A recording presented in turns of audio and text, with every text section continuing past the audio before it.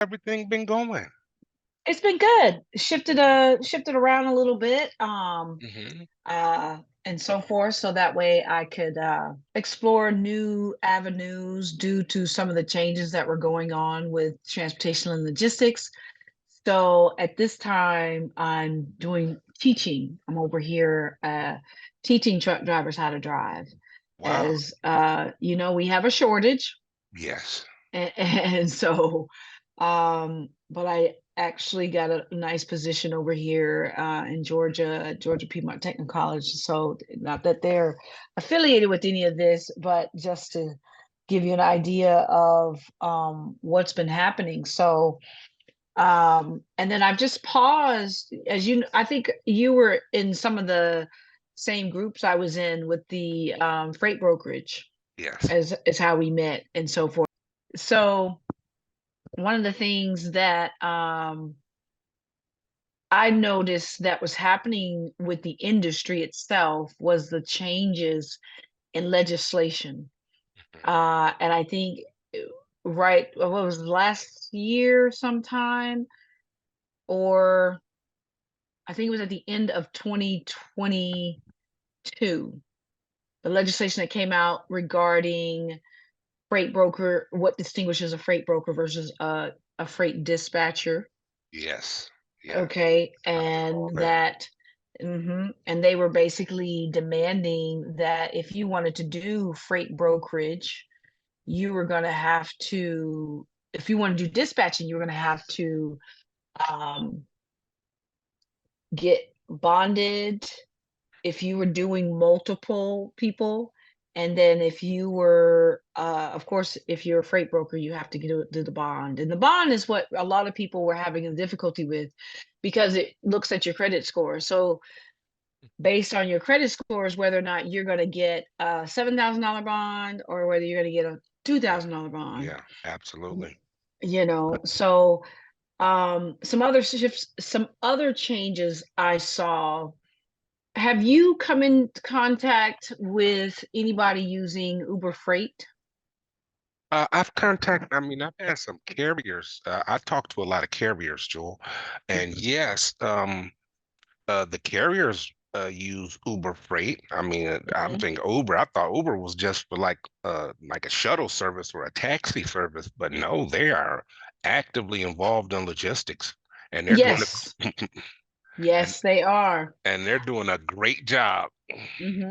I actually saw so on that note, so I live in Georgia. I don't know Hmm. where are you at? Are you in Georgia? Yes, I'm in Georgia. I I am. thought so. I thought so. Mhm. I thought we were neighbors.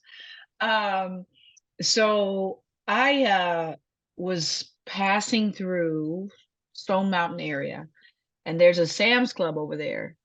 And there Hmm. was a trailer sitting in their parking lot that said Uber Freight.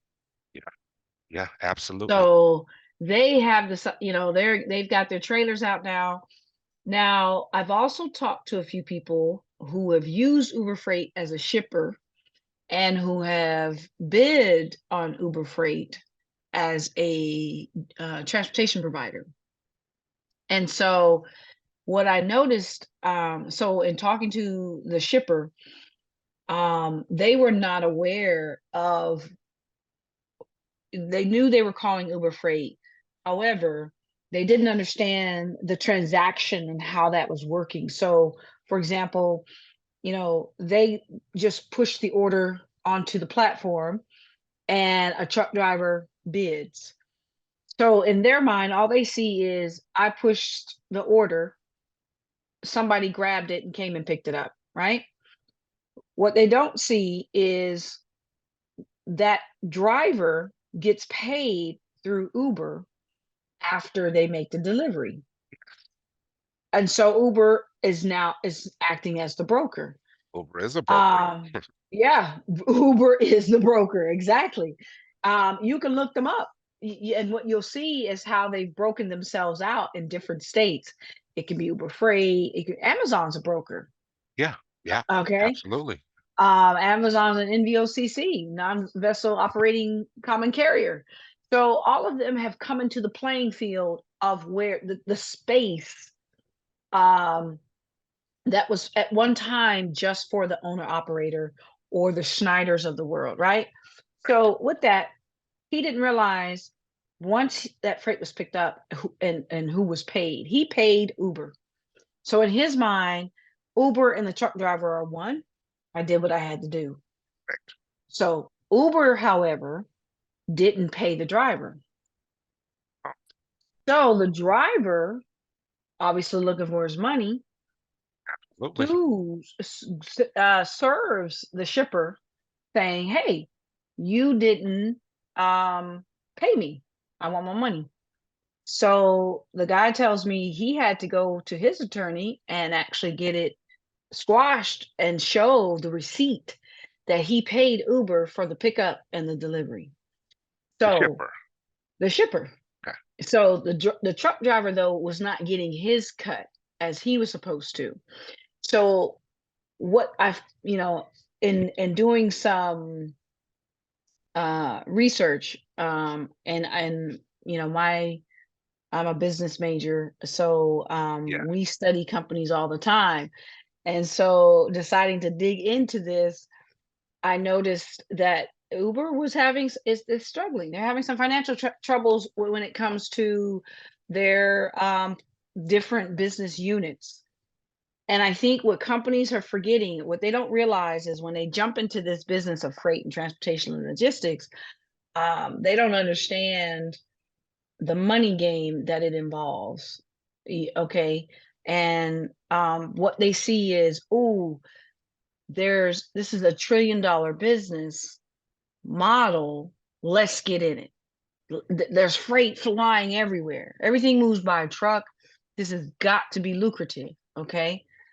However, that's not really how it works. And if you're not savvy to it, you can be you will be the loan giver to the shipper without even realizing it.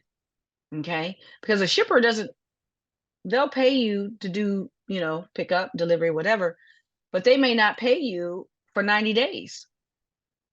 That's true. Very true. Okay. Very That's true. why we have the factoring companies. The factoring companies come in, they say, okay, well, I'll tell you what, we'll give you your money now and we'll give it to you minus 2%. Okay. They take their 2%. And that doesn't seem like a lot. However, if you get 2% on $1 million, it adds up. Yes, it does. Okay. Yes, it does. Absolutely. So they don't mind taking that 2% because they know that the volume that they're getting is where they're getting their money. Absolutely. So, you know, uh, so what shipping companies are doing, they're saying, I don't want to pay this money now for the shipment because I'm not going to get my money from my customer for net 30. Right. Okay. So that's what they're basing their net 60 on. And it's like I said, it's a money game. They get their money in net 30, then they let it sit in the bank for a little bit, let it accrue some interest, pour off the interest, and then they pay the truck driver. Meantime, the truck driver still gotta get fuel, maintenance, tires, eat, pay bills, the whole nine works. So Absolutely. they wind up having to build this pipeline. And if they don't keep the pipeline full of freight constantly, at some point they'll hit that wall and they won't have the money that they need. And so, a lot of drivers getting out there thinking it's going to be an easy fix. Now, thus the freight broker comes in, like you. Okay. So my question to you is I've watched a couple of your videos and I see you're targeting shippers, right? Absolutely. Okay. Absolutely. So in targeting shippers, where do you have relationships with truck drivers? That's the most important relationship to have. You have to have shippers in order to basically generate income and get the operating capital that you need for your business to survive. Hmm. However, you have to have relationship with shippers. I mean, carriers. Yes, Yes, exactly. you have to Exactly. have relationships with carriers because as brokers, you're providing a service and you want to Mm-hmm. have dependable, reliable carriers in your network in order to provide a good, dependable, reliable service Mm-hmm. to a shipper. So Exactly. that's basically, I'm basically an advocate for carriers. I was an over-the-road truck driver for 20 years, so I came off of the carrier side. Uh, Okay. and being in the logistics industry, as a broker, you have to Mm-hmm. be kind of like bipartisan. You can't really take one side or the other. Uh, Mm-mm. and that's part of the learning curve that I have with the brokerage. But yeah, my background is in with the And the carrier side. trucking. Yeah, exactly. Okay. Yeah. Yeah. Mhm. So you understand the language of the truck driver, just like I do. Absolutely. Yes, Okay. absolutely.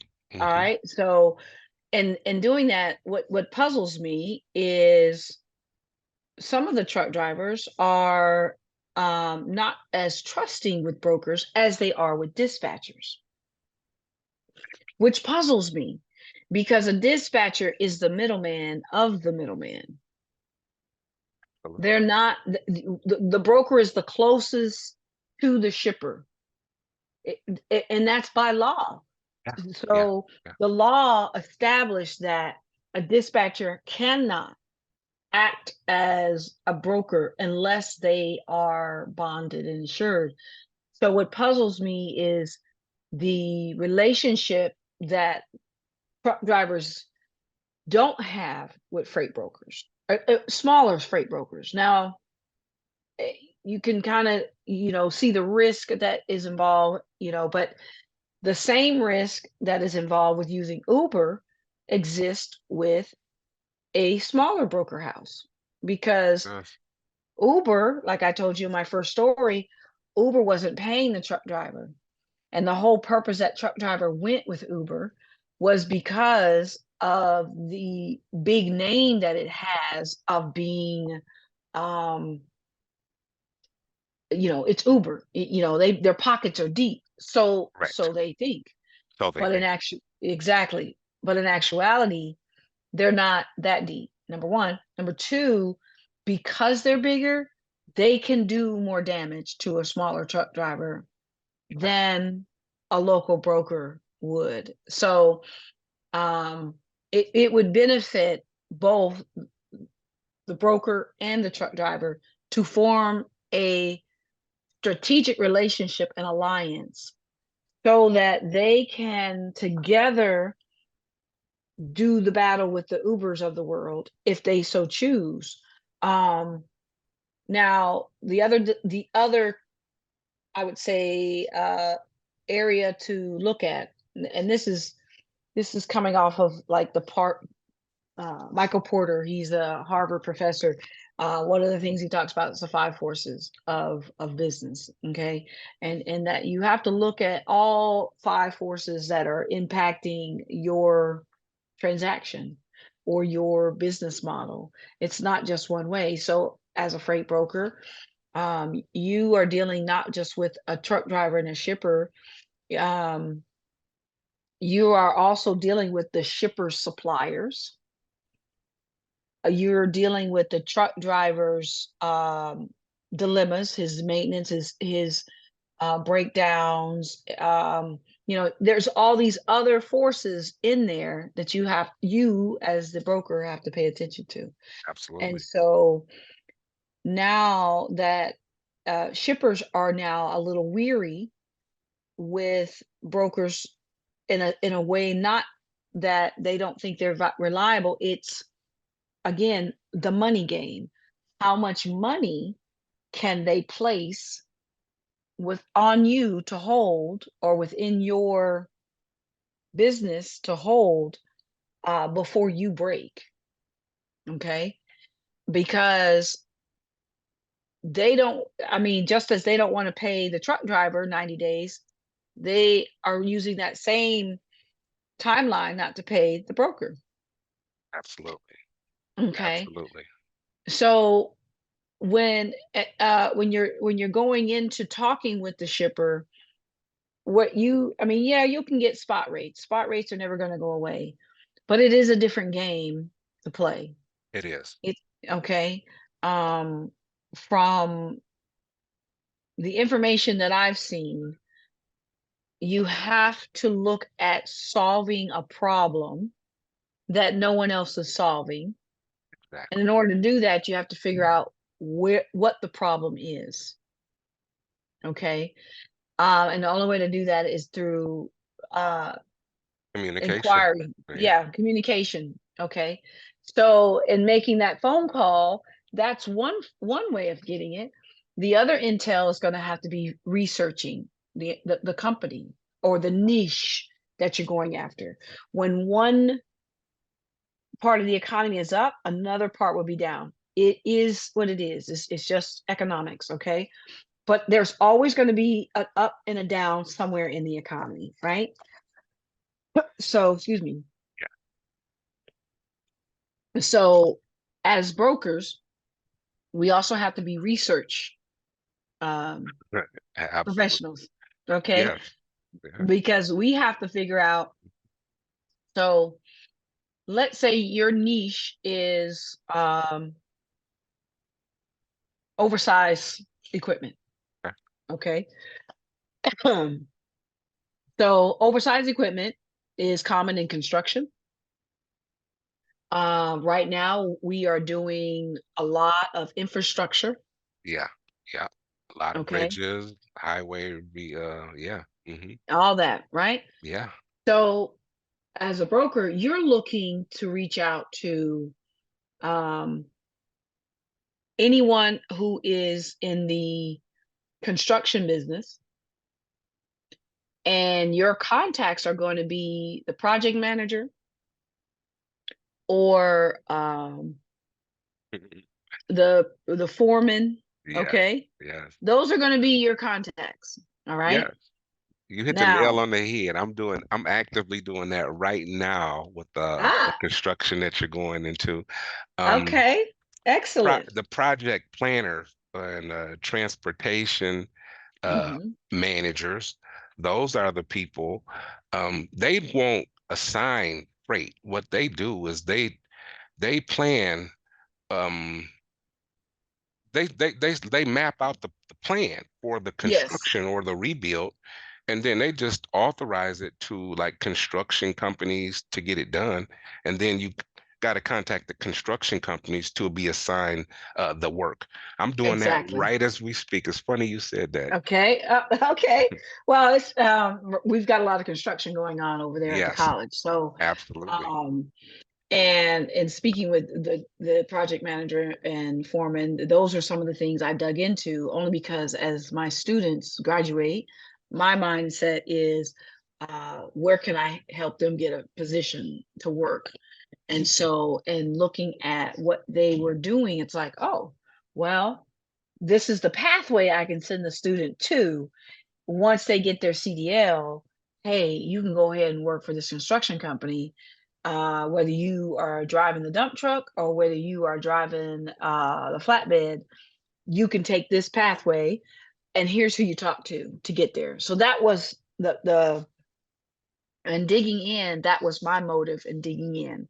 Now, um, most of those individuals that you're talking to most likely will be um, registered as government contracts City because in order contracts, yeah. okay, because in order to, I mean, most infrastructure going on is through the government, through Yeah. the state of Georgia. Okay. Yeah. So you can go onto the state of Georgia's website, and the finance committee is the committee that handles that. So you would have to go and dig down into identifying the project manager, identifying the project number, and identifying who the construction company it was assigned to. Am I helping you out, Shawn? Yes, you are. Yes, you are. Absolutely. Okay. I'm just So now listening. so now you know the order of operation. Now, when you've dug down into that company, that's who you make the phone call to. And when you make the phone call, you know the project number, you know what they're doing, you know about the location where it's at. And the conversation that you have is, hey, when you need this, I'm the person to come to. So keep your mind open to not just uh, CDL drivers as far as Class A, also Class B drivers can drive those dump trucks. Yes. Okay. Yes. So keep your mind open for that as well. And you also have some hot shots that you can, pull in or reach out to or build your roster with. So you've got a couple of options because all of those three um, can get into a construction site pretty easy. Matter of fact, they can get into a construction site a lot better than a 53-foot trailer. They can. So you would be inclined to look at Class B drivers because of the box truck. A box truck being 36 feet, it can get in that construction site a lot easier than trying to get that 53 foot.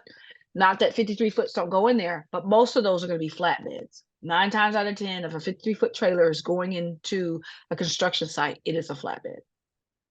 Okay. So now you understand what you need as far as your inventory, your resources, and what the people of your resources are capable of doing. Okay. And then you have your contacts. So when you reach out to them, you should understand the project that they're working on, the location that it's in, how long that project is for. Okay. So that you can be that resource for them when they need the dirt, the brick, the gravel, whatever the case may be that resource for them to get the job done. Because 9 times out of 10, something will go wrong. Somebody will call out. Some accident will happen. Shawn will be there and be ready and say, hey, I got you. I'm Absolutely. on the sideline right here. I've got a team of drivers I can reach out to right now to help you find what you need. Okay. Absolutely.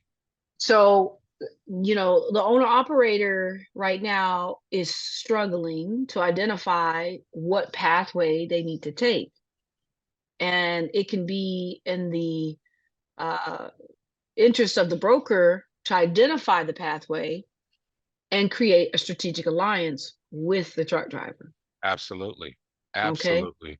Yeah, So, you want to be locked and loaded. You want to be ready um with capacity in hand should mhm. these should they contact you and say, "Hey, we need 3 trucks. We need 3 cranes delivered over to this site or whatever." And that's how it happens. They don't give you, "Oh, well, next week we need this." Usually it's Mm-mm. spur of the Yep. moment. Yep. It's a knee Yeah, jerk reaction. Yes, spur that of the is the moment. so that's good. I mean, you got to know all those different, nuances about the niche that you're going after, because Absolutely. that's how you become good at serving them with their needs. Okay. But yeah, right now, and so that industry being the infrastructure bill coming out has created a mountain of opportunity in that industry, right? But you got to be prepared. We're about to go into an election season. Yes. So if the change of the guard switches over, you have to be ready that that might dip down if they decide, you know what, we're not going to spend that much money in infrastructure. I'm pulling back on some of this spending. That could Okay. happen. The money that you got, states, that's all you're going to get for a while. I'm actually going to shift this over to green technology. We need to make sure our environment is where it needs to be. So you having understanding of where could basically you're going to have to predict the if this then that scenario. Okay. And being aware of the key factors that are playing out in our economy or in our public policies will help you identify that next road to take. because if they shift gears and decide we don't want infrastructure, we don't spend any money over there, but we do want to advance our growth in finding better fuel efficiency, this, or this. Now you have to identify the industry or the players of the industries that want to keep sustainability and evergreen environments. So now you're going to be looking at companies, and they're going to be government connected. They're going to have a government connected arm, which means have you registered for your sam.gov yet? Yes, I'm doing all of the MBE, the DBE, and also state and local. That's another thing Okay. that you have to look into too. There are different levels of Mm-hmm. certifications. You can Yes. certify federally and apply for government programs throughout the country. Mm-hmm. You can do it state and Mm-hmm. apply for programs in any state that you're operating in, or uh local, whichever city you're in, like the city of Atlanta. Yes, Hmm. exactly. Yeah, So, and all this is free to sign up. yeah, It doesn't cost you anything to put your name, do the application, and have them do the background. exactly. Exactly. So it definitely is a benefit, but most likely, whenever you see the changing of the guard happening, the government is pushing money out. That's how the trickle down economy works. It works through, you have a government contract, you hire the subcontractors, and we trickle it down into the economy. And eventually it will get into the pockets of everybody. But by the time it gets, way down, is, depending upon where you are in the chain, is how much money you're going to get. Correct. So, Correct.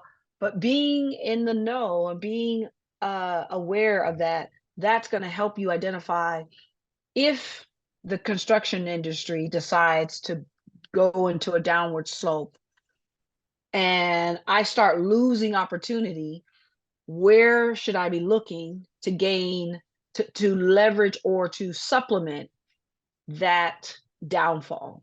Okay. And by keeping your mind in that scenario, you'll always be having something in your pipeline because it's cyclical. And if they continue to raise interest rates like they do, um, money, the cost of money will continue to rise. And that's one of those forces that impacts the transportation industry. Because if it costs more money to move my goods, not because the prices go up, but because the cost of using the money goes up.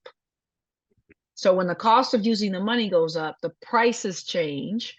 But at the end of the day, this consumer, you and I, are the ones that pay that ticket price. Okay. Right. But we need credit most of the time to keep up with it. Correct. So if money's expensive, we're not so fast to use the credit card because what started off at 10%, I pay you 10 cents for every dollar I borrow. Now I got to pay you 30 cents for every dollar I borrow. Mhm. Okay. And Absolutely. then nobody wants to do that. So we as consumers have to be strategic. That's that impact. So that's what, it all kind of folds into the same thing. But I, if Powell does not start lowering interest rates, or at least tapping them for a longer period of time, just doing it every month, they meet every month, but making a change every month, it creates a lot of volatility and fear in the capital market. And so shippers become even less eager to ship, especially if it's a luxury item. Now, things like your water, any food or toiletries or anything like that, they'll be willing to, I see your timer's ticking down. They'll be willing to um, continue to ship because we need to consume. It's the luxury items, it's the TVs, it's the computers, it's the Apple Watches of the world that may suffer. Um, being, getting sales because people will decide, do I need that new phone today? Can I wait? I don't really want to spend that kind of money right now. And so that's something you got to think about. So Supply and demand. If that's it's not it. a there's not a demand, there's no need to supply it. You're correct. Um, Exactly. but yeah, Exactly. that's where we're at with it, and Okay. and that's what we're Uh, doing. Okay. So, in your what you've seen so far, um, what type of trends have you noticed? Just real quick, I know, as far as like volume goes, are you seeing now that we're in a new year, shippers having an increase in volume, or is it the same as it was coming Mm, out of 2023? It's kind of a little too early for me to tell. Okay. Um, Okay. I'm noticing that shippers are more open to communication. I don't know if that's translating into more uh, shipments at all, but they're having more communication. That's what I've noticed. I mean, I've been able to reach decision makers, and have conversations in regards to transportation and their shipping services. But Okay, that's good. That's excellent. far as it actually picking up, last year was a really, really, from what people say, was a really down year for transportation as Hmm. opposed to, the COVID years, 2022 and 2021, where, transportation was just, available because there was a demand for it. Uh, Exactly. There's a high demand for it. Yes. mhm. Hmm. But Hmm. shippers are hopeful. What I'm noticing is shippers are hopeful that things will pick up. Shippers want to ship. That's what they do. They want to move their products. They But have they, to. yeah, absolutely. But they Hmm. want to do it in a responsible and a profitable fashion. I mean, and it's going, people have to have a demand, or it has to be a demand for the products they're shipping. Hmm. Exactly. I think the demand, of course, when COVID, a special situation, um, and from some of the articles that I've read after now that it's all said and done, the the cost of goods skyrocketed because the cost of freight. Space became what was a commodity, other space everywhere became uh, a very limited resource because it was that now we have to make decisions. What needs to go? Do we need to ship the TVs today and the sneakers, or do we need COVID PPE or our protective gear? Okay, so now all of that shifted. Prices go up. Now we've got all this inventory sitting in my warehouse. But at the same time, I borrowed all this money. I can't let you have the inventory at this low price because now I'm going to really lose out. Yeah. So companies right now are on the fence. And then you have these, battles going on outside of our worlds, in these different European zones. War creates money, however, um, it's not in our country necessarily. Well, it's good, but it's not us fighting. It's someone else fighting. Correct. So what I foresee is in 2024. Here's how I see what's going to happen. Of course, we got the election, Mhm. so you're not going to see as much stuff unless there's some type of pandemic. Freight is not going to be what it was in 2020. It's not going to get back up to those numbers again. It's going to be a minute, okay? Um, However, freight's going to move. It's going to move by rail, and that's because the environmentalists have figured out that in order to cut back on emissions, we have to ship it a different way. We have to ship it using less diesel. So then you've cut down on the diesel. Now, truck drivers have to be strategic. Where are my rail yards? Where are my shipyards? Can I get some overflow freight? There's only so much space Yeah. on the rail. So now we are thinking overflow freight. Now I need to get in touch with the transportation yard in Savannah, the ports, and and start digging into who is the decision maker when overflow freight can't fit on the rail and it needs to go now. Okay. And so that's where we as a broker, business people, need to kind of position our mindset to help the driver, but then at the same time become a resource to the driver and build trust with the driver. And by bringing them the freight, by saying, hey, I want to add you to my roster because when I'm ready, I would like you to be there. Great. Got your name on it. Let's go. Once you secure that freight, hey, remember I told you I was going to call you? Well, I got it. Now you've built that bond, that trust, that relationship to show that driver, I told you I was going to think of you. Here we go. Absolutely. Okay. Now the shipper sees you as a resource, the driver sees you as a resource, and then that's how the freight flows. But the positioning of at the ports, at the rail yards, even at some of the warehouses, they may be moving freight from one warehouse to the other because it's closer to their supply or to their customer, and the customer doesn't want to wait 2 and 3 days, so they do this. Okay, let's migrate it in chunks, so that therefore it's always staged to them. Always be thinking about those opportunities because they can come in so many different ways. So um but I hope, this was an awesome conversation. Yes. I hope I didn't talk too much. I tried to make it to where I was adding some value and also maybe helping you find some nuggets out there in the You, transportation. you did all of that. You did Uh, all of that.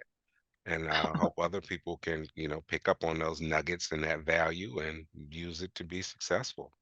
Absolutely, Hmm. absolutely. If you don't mind, I know you're going to put this up on YouTube. I'd like to share it on my channel too, so that way I can Absolutely. bring and target some people to you. Hmm. My subscribers are going about 500 now. It's getting up there, Wow. but I'd love to make sure somebody points, goes over to your channel and subscribe to you, Absolutely. and it'll be a win-win for us both. Absolutely. That's what it's all about, networking and helping each other get there. I remember when you and I both had just started our or got our authority. Well, man, you were ahead of me. Um, but it's good though. I mean, it's good. Yeah, It's a process. I mean, I've learned a yeah, lot. I'm sure you have. I see the growth that you've made over the past year or two, and I love it. I love the logistics industry. I love learning. yes. Hmm. I love the relationships. That's the thing that's really important to me. Um, Yes, yes. Relationships with these, Hmm. especially with shippers, Hmm. carriers also, Hmm. but Yep. with shippers, I mean, you got to communicate with them. You got to be available and provide a service for them. Absolutely, absolutely. Yeah. One of my customers I used to deliver to, is now helping me with a book printing project. So you never know. You always keep those people there because you could always help them as they helped you. So, but hey, I don't want it to end and it just cut off. So I'm going to say thank you. And if you ever want to do this again, you just let me know, and we can set it up. Absolutely, absolutely. Anytime you want me, I'll sit down and we can have a talk. Okay. I love talking logistics. Same Thank you, here. thank you very much, Jewel. All right. You're welcome, Shawn. You have an awesome night. Yes, ma'am. You do the same. All right. All right, bye bye.